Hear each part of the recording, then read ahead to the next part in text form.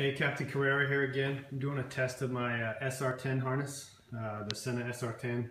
I took their little open-ended cable and connected it to my Harley's P&A audio connector inside my fairing. Punched the holes right out of this little compartment here. That's the DIN cable, that all the audio and everything's happening. And this one here is just a little push-to-talk extension, which kind of routed through my fairing, but then I pushed it out back following down the handlebar. So just to get it all tucked away. I've already turned it on. It already paired with my headset. In fact, it's only a one-time sync, so now every time I turn the device on, it'll automatically find my my Sena headset, and those two are actually paired right now, ready to go, just so I can kind of speed this test along. So here's my push-to-talk button. The Sena will work two ways. If it hears the audio coming in, it'll actually open up the pathway, and then it'll stay on for about 5 seconds, which is the default. You can actually extend that if you want. I wanted everything coming through my stereo speakers, so what I did is as I'll manually open up the connection, communicate, and then double tap and turn it off. So I'm gonna go ahead and put on my headset and give you a test quick. Again, this is inside my garage, subject to a little bit of motor and wind noise, which these Sena headsets do a pretty good bit of noise cancellation, so it shouldn't affect it too much. But I'm going to go ahead and give you a voice recognition test.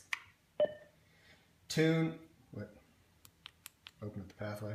Tune 97.5. Pardon? Tune 97.5.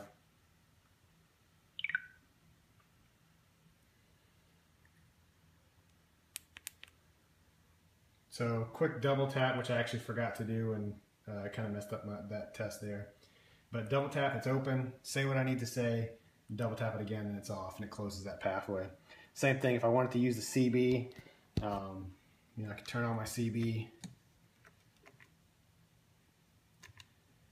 Once it's on, and then double tap that, open up the pathway, and then it's open, and then all I need to do is just push to talk to communicate, which if you have this, that's kind of a challenge with your throttle and that, but it's a lot easier when you're using something like the cruise control rolling down the road. So anyway, I'm not going to turn on my CB because it's not going to pick up anything. I'm sitting in my garage.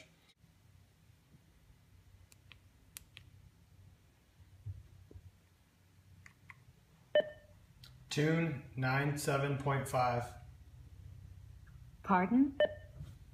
Tune 97.5.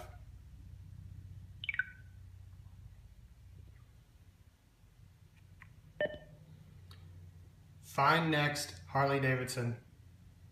Pardon? Find next Harley Davidson.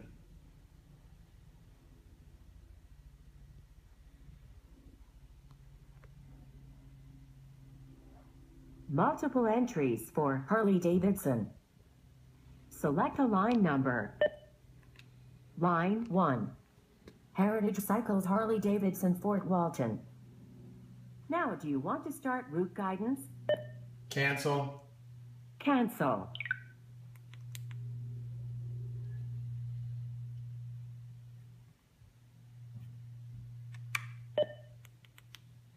Tune 101.5. Pardon? Tune 101.5.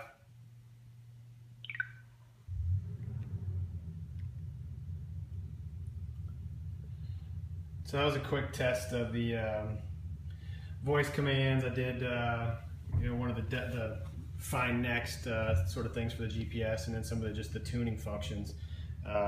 Phone works really well. I've had a couple different folks that I've made phone calls with that say loud and clear. My first call, I had somebody tell me there's a lot of static on the line, and that was me sort of troubleshooting what ground I was using.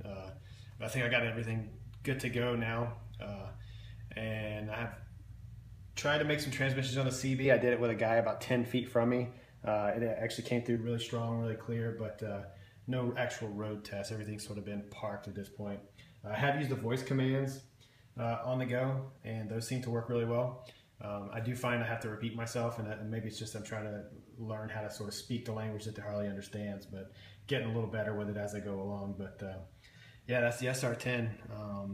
took one of the original designs that were thrown up on the HD forum there, made one quick modification to it, and threw a capacitor in line on the microphone, which blocked that DC voltage, I think, and it allowed my signal to come through to the Harley real nice and strong. So it's working, and it's obviously, as you can tell, there's nothing really visible on my dash other than this little push to talk button here, which you don't really have to run that, but it gives me more control over the SR10 cutting out on me if it doesn't think that it's hearing something louder, strong enough to keep the line open. So one last thing I forgot to mention about the SR10, so it's got the USB where you can power it up and charge it. They actually make a 12 volt connector for it, and I guess this thing, when it sees the 12 volts, it'll automatically turn on. So if I were to have also ran the 12 volt power into that compartment right there, this thing essentially every time I turn my motorcycle on would power up on its own, auto sync, so I would never even have to touch it. I just get on my bike, and as long as my headset's good, this thing's going to be ready to go. I decided not to, because I can always unplug it, then use a different cable and run it to one of the family radios if I chose to. So